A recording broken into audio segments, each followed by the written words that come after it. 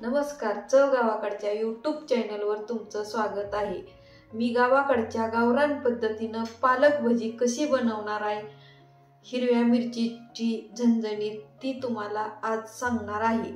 त्यासाठी लागणारं साहित्य आपण बघू। पालक भजी बनवण्यासाठी लागणारे साहित्य 8-9 पालकाची पानं घेतली ती तुम्ही मंडईतून आणा, विकत कुठूनही आणा। मी माझ्या शेतातून आणलेली आहे ती, तुम्ही कुठूनही मिळेल त्या ठिकाणी आणा।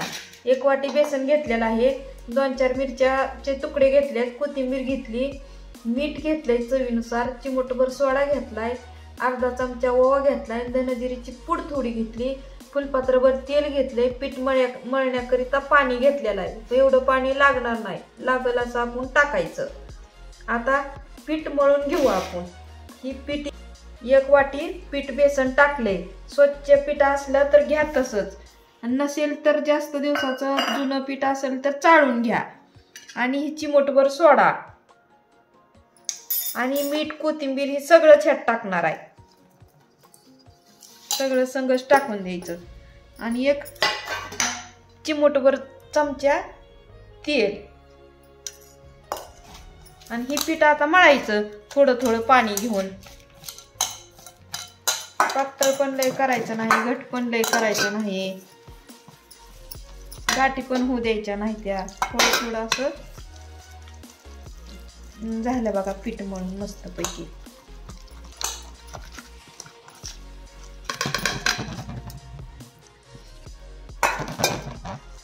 मस्त पीठ मळायला उशीर पण लागत नाही, चमच्यानं हे मळण्यापेक्षा आपल्या हातानंच पीठ मळायचं। मस्त असं पीठ मळून झालेलं आहे, मस्त असं पीठ मळून झालेलं आहे।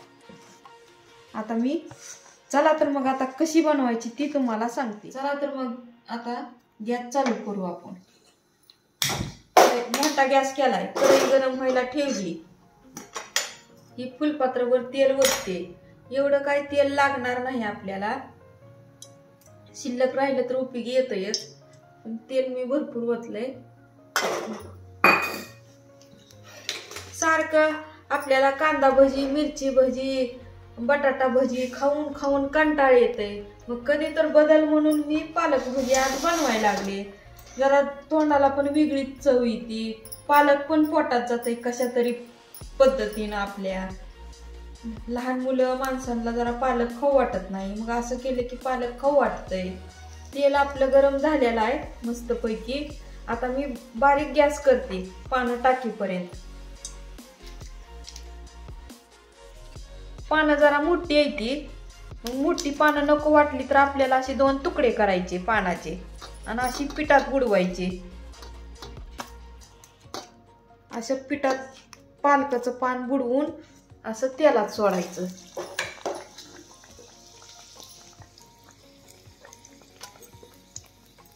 आणि तुम्हाला मोठं पान पाहिजे असलं तर मोठं बी असं तळायचं बेसनात बुडवून। मी लहान गॅस केलाय, नंतर मोठा करणार आहे पानं सोडून झाल्यानंतर। तुमच्या आवडीनुसार करत राहायचं। पान मोठं असलं तर दुमतं करायचं जरा,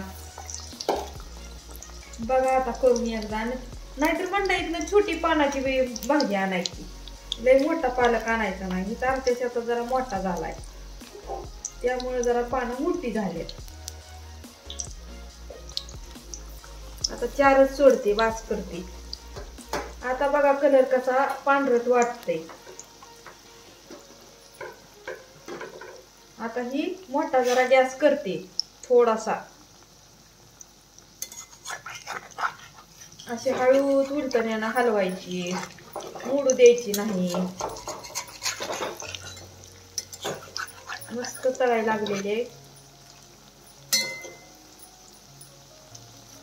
भजी, फुगाय पण लागली आणि कलर पण एकदम मस्त आलेला आहे, यायला लागलेला आहे। लय भारी भजी लागते ही खायला।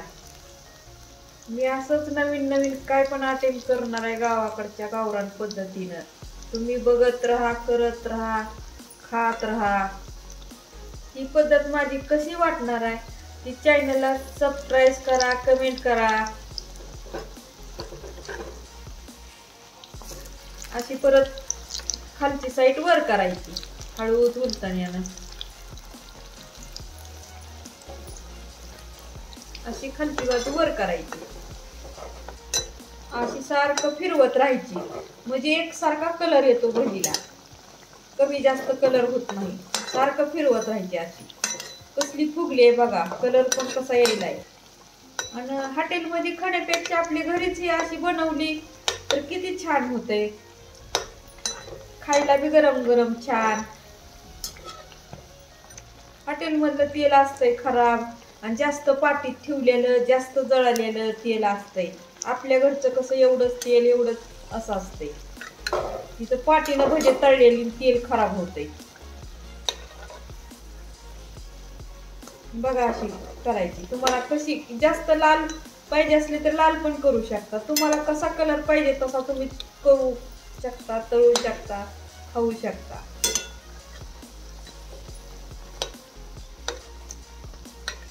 मस्त अशी भजी तळलेली आहे बघा. वास पण छान यायला लागलाय, मस्त कलर पण आलाय. मस्त अशी गावाकडच्या पद्धतीनं आपली भजी बनवून तयार झालेली आहे.